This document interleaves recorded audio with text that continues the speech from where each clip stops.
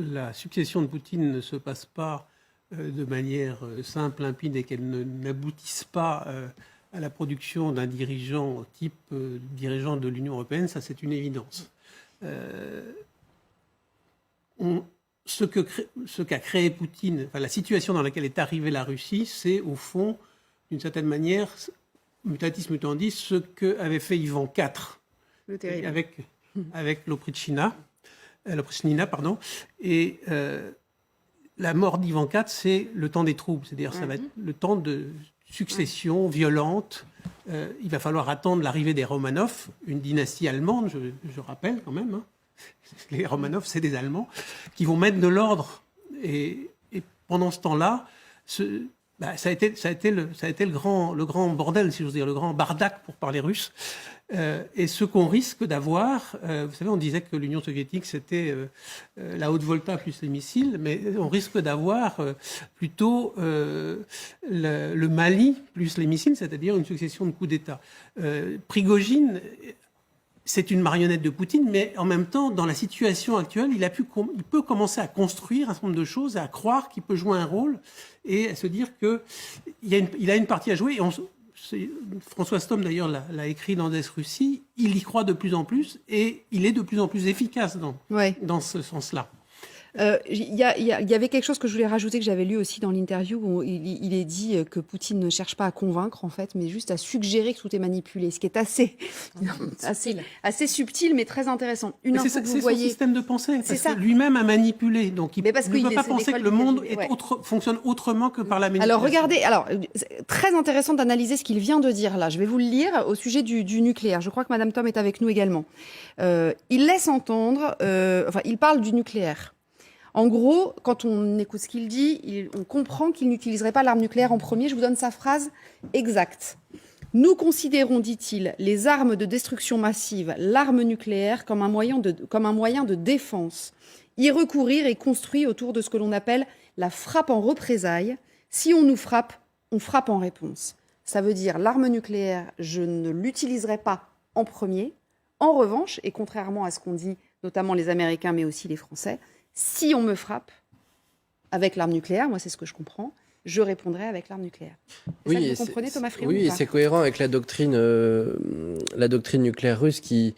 ces phrases-là sont toujours à mettre en regard de deux choses. Un, ce qui est formellement mis sur le papier, qu'on appelle la doctrine d'emploi des forces nucléaires, que tous les États dotés produisent. On voit la doctrine russe, on la connaît pas trop. Si, on la connaît bien, ah ouais on la connaît parfaitement.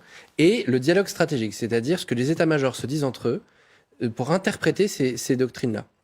Et en l'occurrence, là où il y a eu une incertitude sur la doctrine nucléaire russe, portait précisément sur est-ce qu'il pourrait employer une frappe préventive qu'on appelle de sanctuarisation agressive, c'est-à-dire, en gros, j'ai pris du terrain, pour défendre le terrain que j'ai pris, je suis prêt à faire une frappe qui serait mi-défensive, mi-offensive.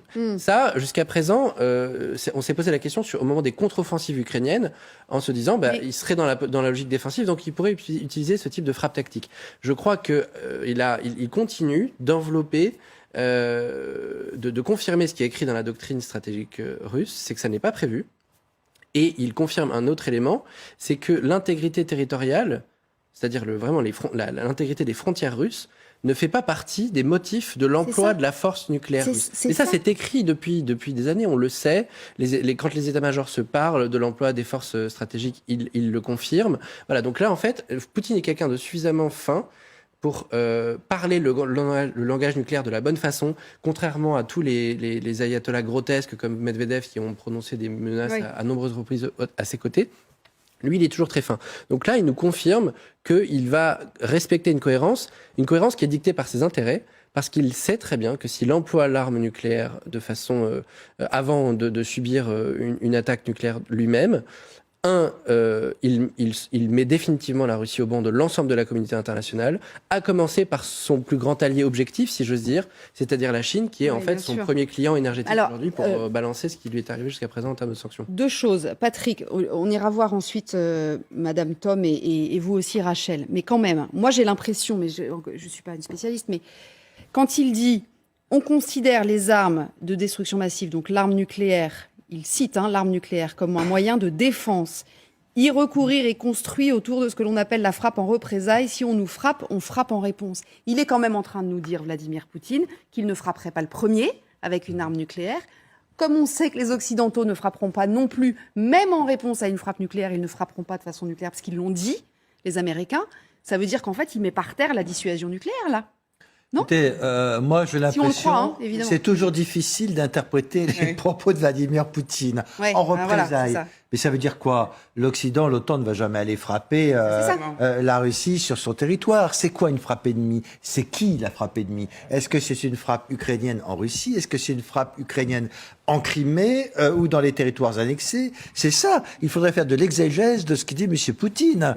Hein, donc, il dit manifestement, il parle d'une frappe ennemie du même type. voilà, du même type. Sur son territoire. Alors, personne ne va aller frapper par rapport à ce que nucléairement la Russie. disait Thomas Friand, bon, effectivement, on connaît la doctrine russe, la doxa russe sur le nucléaire, sur la dissuasion. En réalité, on dit aussi que il considère que dès lors que les intérêts, la sécurité nationale russe est en danger, ça peut lui permettre de répliquer par tous les moyens. Voilà, donc c'est ça, aujourd'hui, la difficulté d'interprétation de ce que dit M. Poutine. Il tente de s'inscrire dans ce qu'on appelle en droit international la violence légitime.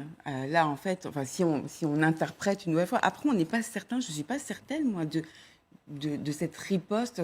Lorsqu'il évoque les armes... Il dit les armes de destruction massive, l'arme nucléaire. Okay, d'accord, très bien. Okay. Comme un moyen de ça. défense. Okay, parfait. Et c'est les agences qui nous disent, ils nous certifient qu'ils l'utiliseraient uniquement en réponse à une éventuelle frappe ennemie de ce type. En tout cas, c'est quand même un discours qui maintient une tension sur le nucléaire. C'est ça. Voilà.